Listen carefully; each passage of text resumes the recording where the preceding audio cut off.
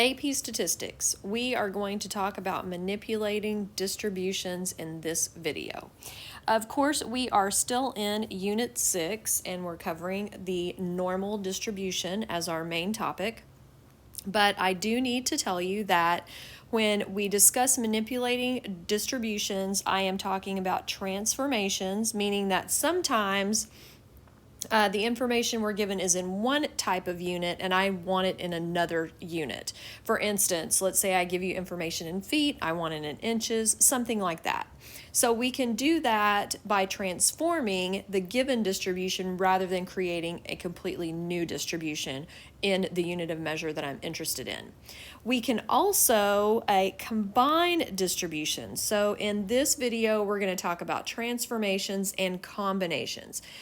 Combining distributions means that maybe I give you a certain number of distributions that are independent from one another, and I want you to combine them into one whole distribution because it would be beneficial to look at them as a whole, or it would be more convenient, etc., etc.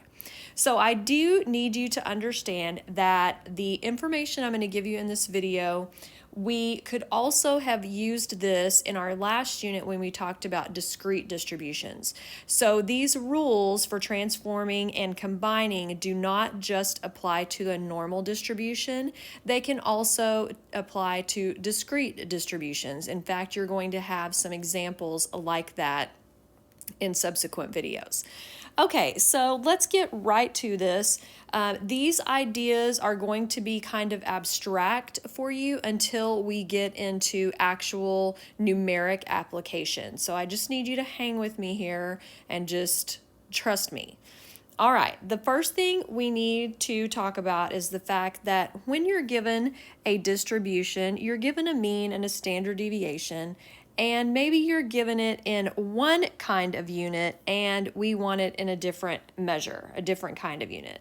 So when we talk about means and transforming, there's usually a formula or equation given to you, or a formula or equation that you have to come up with based on something you already know. For instance, we know that the formula for finding how many feet are in an inch, or how many inches are in a foot, we know that there are 12 inches in 1 foot. So we know that relationship.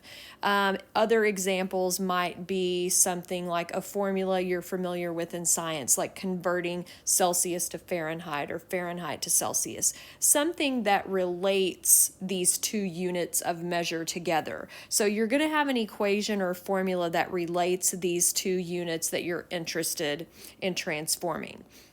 So to find the new average in the new unit of measure, all you have to do is substitute your original mean into that formula and it automatically takes care of transforming it for you.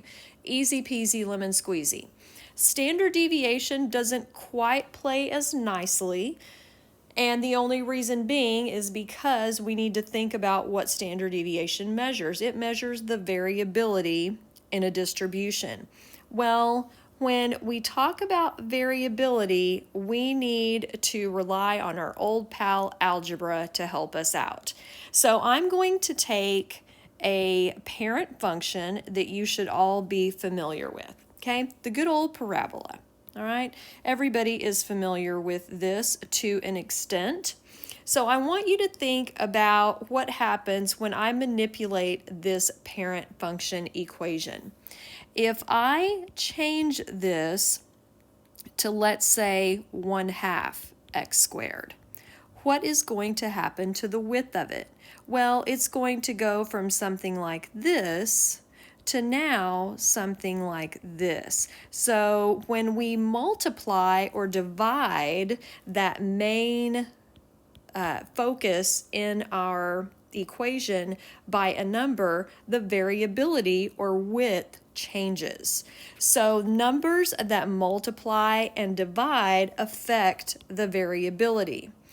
But I also want you to look at what will happen to this parent function if I just add 4 to it. Well, what it does then, it takes the parent, and we all know what it does. It just moves it up 4 spaces, right? It doesn't change the width at all. So you need to focus on the idea that we're going to ignore the parts of our formula that add and subtract because they don't affect the variability or the width of our distribution. All right? Okay, so that's what we're going to use for transformations. Now, when we get to combinations, we need to, again, address means. So if I'm going to combine distributions, that means I'm either going to combine them by adding them together because I want a total, or because I want the difference between two values. So the means, again, play really nicely. If I want to combine 2 or 3 distributions together, all I'm going to do is add the means together. No worries. If I want a difference between 2 distributions means, all I'm going to do is subtract them. Straight up, whatever it calls for. That's what I'm going to do. Standard deviations don't quite work that nicely. So here are the rules for these, and these are the ones you're going to have trouble with. Standard deviations cannot add or subtract. We must use their variances. I told you earlier in the year that we would address what we needed variances for. And if you'll recall, the variance is just the standard deviation squared. All right? That's what a variance is. So when we're looking at distributions that we want to combine or subtract, we can only work with the standard deviations squared. And some of you might be going, well, why? That doesn't make any sense. Well, it's the same kind of idea when you think about the Pythagorean theorem, all right? Everybody knows the Pythagorean theorem, a squared plus b squared equals c squared. Well, most of you are probably familiar with Pythagorean triples. They're numbers, they're sets of 3 numbers that always work to give you a right triangle because they always work in the Pythagorean theorem. So a popular one and probably pretty common that you know about, 3 squared plus 4 squared equals 5 squared. Okay, so it's a 3, 4, 5 right triangle. Well, 3 squared plus 4 squared equals 5 squared, but does 3 plus 4 equal 5? No, it doesn't. Okay, so this is one of those instances where adding 2 values together doesn't necessarily give you the same outcome as adding their squares. So that's why we use our variances, because we want to get accurate information here. So the variances is what we will be are what we will be using when we're combining distributions. Okay, that leads me to the next thing.